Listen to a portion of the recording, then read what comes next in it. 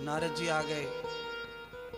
नारद जी ने पांचों पांडवों को आकर बताया कि तुम्हारे जो पितर हैं धृतराष्ट्र और गांधारी विदुर लेके चले गए और हिमालय में अचानक आग लगने से उनकी मृत्यु हो गई है, और वो विदुर की कृपा से संत संग करने के कारण दोनों पति पत्नी भगवान कृष्ण के लोक में चले गए। नारद जी ने कहा वो वैकुंठ में चले गए हैं। न क्षणम गतम दुर्जनम सखा या क्षणम संत सज्जौरभंता निर्योग जाता पग पंथ पंथौ भवान योगम संतम वर्धयन्त। भगवान सूत जी ने कहा चाहे कोई कितना भी पापी रहा हो जिंदगी में, पर अंतिम समय मरने से 24 घंटे पहले 36 घंटे पहले अगर कोई संत अपने आप ही आके मिल जाए और वो साथ ले जाए तो पापी से पापी आदमी का भी कल्याण हो जाता है। संत विदुर ले गए, संत के संग के कारण गांधारी और धृतराष्ट्र दोनों का उद्धार हो गया। नारद जी ने कहा अब पांडव उनके लिए रोना छोड़ दो, गांधारी धृतराष्ट्र के लिए अब तुम रोना छोड़ दो, उनके लिए रोने की जरूरत नहीं है अब तुमको, अब तुम अपने लिए रोना शुरू करो। क्योंकि गांधारी धृतराष्ट्र जो गलती कर रहे थे माया प्रपंच तृष्णा में फंसकर, वही गलती अब तुम कर रहे हो।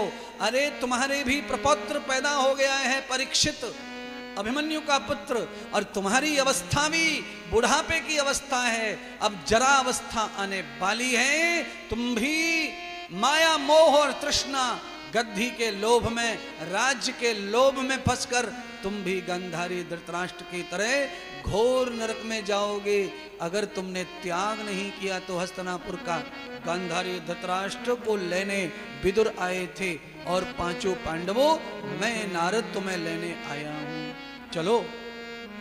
महाराज हे ग्वालियर वासियों, नारद जैसे आए थे विदुर आए थे वैसे ही इंद्रदेव आए हैं तुम्हारी नगरी में, तुम्हें लेने चलो चलो चलो। कुछ छोड़ो, कुछ त्यागो, कुछ बदलो, कुछ सुधरो।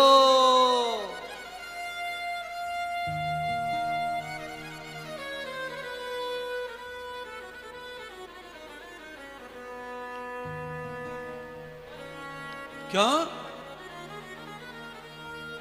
संत इशारा करते हैं, उस इशारे को कोई समझ गया वो तर गया।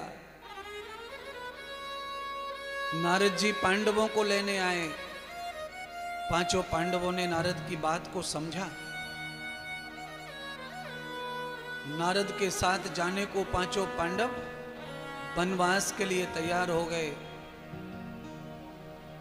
धर्मराज युधिष्ठिर ने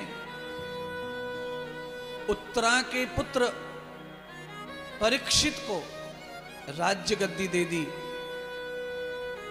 और उपदेश किया धर्म का, राजा का, प्रजा के साथ कैसा व्यवहार होना चाहिए समझाया और कहा पुत्र कुछ दिन में कलयुग आने वाला है। जब कलयुग आएगा तो कैसे पहचानोगे और कैसे बचोगे कलयुग से? तो कलयुग के चिन्ह बताए। कलयुग का चिन्ह बताया कि कलयुग में पिता और पुत्र दोनों मिलकर दारू पिएंगे, शराब पिएंगे। कलयुग में बहू ससुर जी के साथ टेबल पर बैठकर भोजन करेगी। कलयुग में झोपड़ी से भी ताला लटका रहेगा, अलीगढ़ का ताला झोपड़ी से।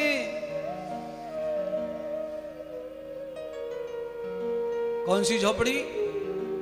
जो फूस की होती है, फूस की, जिसको लात मार के गिराया जा सकता है, उसको भी ताला होगा कलयुग में।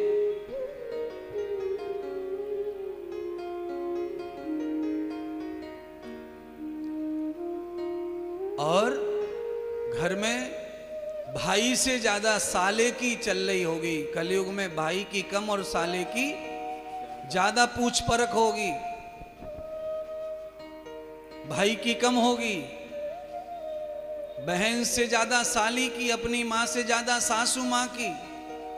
कलयुग के दर्शन करा रहा हूं थोड़े थोड़े, आपको हो जाए तो समझ लेना।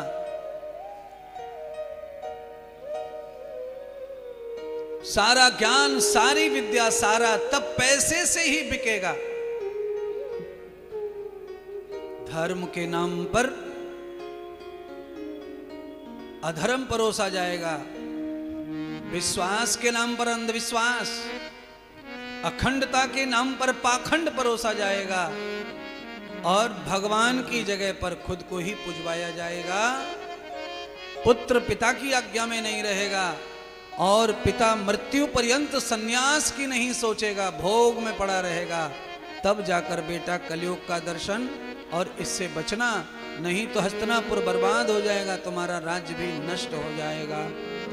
और कलयुग में गाय को सबसे ज्यादा तकलीफ दी जाएगी, गाय को सबसे ज्यादा मारा जाएगा, और बैल के हीन हो जाएगी धरती। बैल नहीं रहेंगे, बैल की जरूरत नहीं रहेगी। ये तो आज ही हो गया भारत में, पूरी दुनिया में बैल की जरूरत है ही नहीं, केवल भारत में थी, अब वो यहां भी नहीं है महाराज। कलयुग के भी 5000 साल निकले जा रहे हैं।